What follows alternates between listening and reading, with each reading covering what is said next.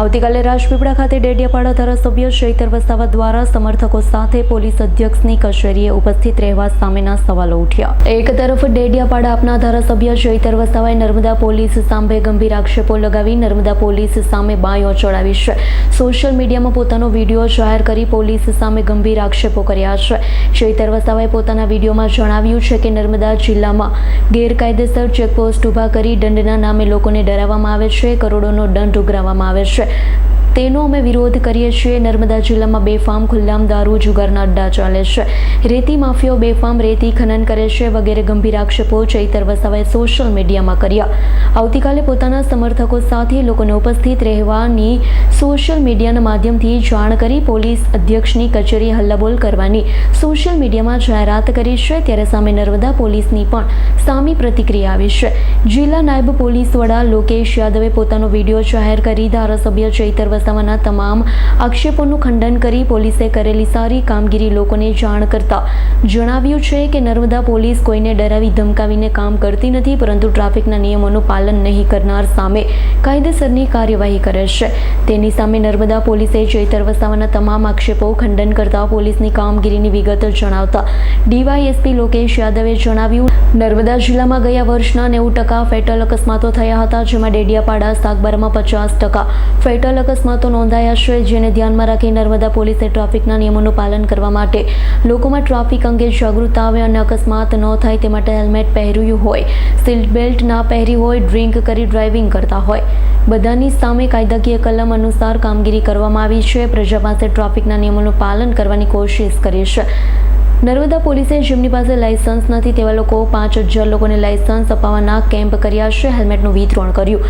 પોલીસના કાયદાકીય એક્શનને ધારાસભ્ય ચૈતર વસાવા દંડ કરી લોકોને હેરાનગતિ કરે છે તેવા ખોટા આક્ષેપો કર્યા છે। નર્મદા પોલીસે કાયદેસરની કાર્યવાહી કરી છે તે પણ પ્રજાના હિતમાં કરી એમ નર્મદા પોલીસે જણાવી ધારાસભ્યોના આક્ષેપોનું ખંડન કર્યું છે। આવતીકાલે ચૈતર વસાવા જો સમર્થકો સાથે જિલ્લા પોલીસ અધ્યક્ષની કચેરીમાં ઉપસ્થિત રહેશે તો તેની સામે પોલીસે નિવેદન આપી જણાવ્યું છે, નર્મદા જિલ્લામાં સરઘસ કે રેલી સામે પ્રતિબંધ છે। વગર પરવાનગીએ રેલી કે સરઘસ કાઢી શકાશે નહીં। કોઈ પણ રજૂઆત હોય તો વ્યક્તિગત રીતે મળી શકે। આવતીકાલે ધારાસભ્ય ચૈતર વસાવાના અમારા પોલીસ અધ્યક્ષની કચેરીએ લોકોને ભેગા કરવાની કાર્યક્રમની જાહેરાત સામે લોકોને વિડીયોના માધ્યમથી જણાવ્યું છે। આવતીકાલે ધારાસભ્ય ચૈતર વસાવાના નર્મદા પોલીસ અધ્યક્ષની કચેરીએ લોકોને ભેગા કરવાના કાર્યક્રમની જાહેરાત સામે લોકોને વિડીયોના માધ્યમથી જણાવ્યું છે। દર મહિને જિલ્લા સંકલનની બેઠક જિલ્લા સંકલન નર્મદા પોલીસની બેઠકમાં પણ ધારાસભ્ય સાથેની મીટિંગ મળતી હોય છે, પરંતુ આ મીટિંગમાં ધારાસભ્ય તરફથી આવી કોઈ ફરિયાદ કે રજૂઆત કરવામાં આવી નથી। હાલમાં જ નર્મદા કલેક્ટર દ્વારા જાહેરનામું બહાર પાડવામાં આવ્યું છે, તેમાં કોઈ પણ સરકારી કચેરીમાં ધરણા પ્રદર્શન કે રેલી કાઢી શકાશે નહીં। એટલે આમ જનતાને પણ જણાવ્યું છે, કોઈ પણ રીતે કાયદો હાથમાં ન લે, શાંતિ બનાવી રાખે, તેમને કોઈ प्रश्न ये व्यक्तिगत रीते मળી શકે। नमस्कार, मैं एएसपी राजपीपला लोकेश यादव आपका इस वीडियो के माध्यम से नर्मदा जिला वासियों का ध्यान एक महत्वपूर्ण फैक्ट की तरफ लाना चाहूंगा। नर्मदा जिले में पिछले साल यानी कि 2024 में 90 फेटल एक्सीडेंट्स हुए हैं, जिसके अंदर से अगर हम मैक्सिमम विस्तार देखें, जिसके अंदर मैक्सिमम फेटल एक्सीडेंट हुए हैं वो डेडियापाड़ा और सागबारा एरिया है, जिसमें लगभग 50 फेटल एक्सीडेंट्स हुए हैं। इस आंकड़े को ध्यान में रखते हुए नर्मदा जिला पुलिस ने ट्रैफिक रिलेटेड कामगिरी को अमल में लाया है, जिसके अंदर चाहे वो मोटर व्हीकल एक्ट के अंतर्गत जो डिफरेंट कलम्स है उसके अंदर एक्शन हो, चाहे वो हेलमेट ना पहनने पर फाइन कलेक्शन हो, या ड्रंक एंड ड्राइविंग के केसेस हो, या बीएनएस के अन्य अदर कलम्स के अंदर भी एक्शन लिया गया है। यह सारे जो कानूनी कायदे में दिए हुए कलमे हैं उन्हीं का प्रयोग करके नर्मदा जिला पुलिस ने ये ट्रैफिक के नियमों का पालन करवाने की कोशिश करी है। इसके साथ साथ और भी अन्य अवेयरनेस की कामगिरी पर भी नर्मदा जिले पुलिस ने ध्यान दिया है, जिसके अंदर चाहे वो लाइसेंस निकालने का मेला ऑर्गेनाइज किया गया हो डेडियापाड़ा में, जिसके अंदर 5000 से ज्यादा लोगों ने उसका लाभ लिया। उसके अलावा एक दौड़ जन जागृति की और 5 किलोमीटर की मैराथन नर्मदा जिला पुलिस की तरफ से योजवाई थी। इसी के साथ साथ हेलमेट वितरण का भी कार्यक्रम नर्मदा जिला पुलिस तरफ से किया गया है, ताकि अधिक से अधिक लोग ट्रैफिक नियमों का पालन करें और अपनी और बाकी लोगों की भी जान खतरे में ना डालें। पुलिस के इस एक्शन के रिगार्डिंग एमएलए श्री डेडियापाड़ा चैतर वसावा जी की तरफ से एक वीडियो वायरल करने में आया है, जिसमें उनकी रजूआत है कि ये पुलिस का जो एक्शन हो रहा है वो कायदे किए नहीं है।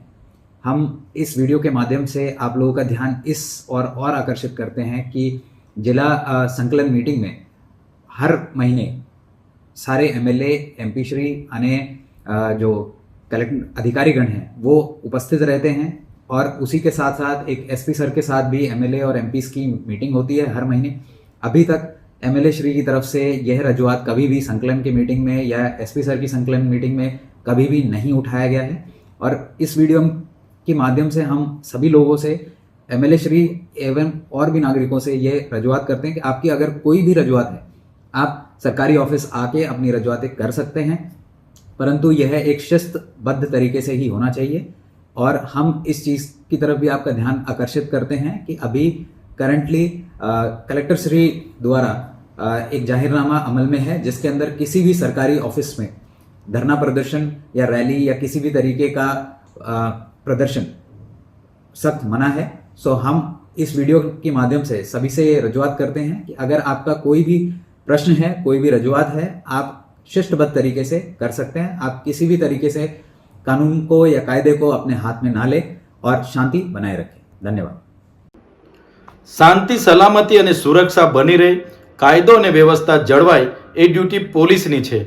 છતાં ભાજપ સરકારના ઇશારે નર્મદા પોલીસ દ્વારા આ અતિ પછાત નર્મદા જિલ્લામાં આદિવાસી બહુલ્ય વિસ્તાર ધરાવતા જિલ્લામાં અને ગ્રામ્ય વિસ્તાર ધરાવતા જિલ્લામાં ગેરકાયદેસર રીતે ચેકપોસ્ટો ઊભા કરીને લોકોને દંડના નામે ડરાવવામાં આવે છે અને દર મહિને જે ગ્રાન્ટ નથી આવતી એના કરતાં પણ વધારે દર મહિને કરોડોના દંડો ઉઘરાવવામાં આવે છે અને કરોડોના 2 નંબરે તોડ પણ કરવામાં આવે છે।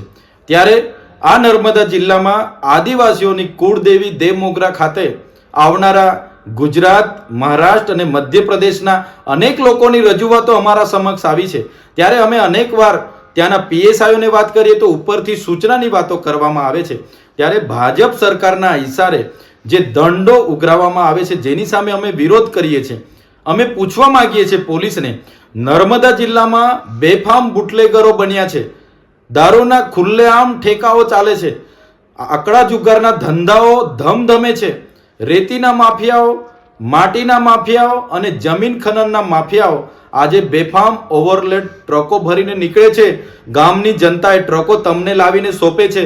રાતોરાત પોલીસ પોતાની સેક્શનની સિસ્ટમ અપનાવીને છોડી મૂકે છે।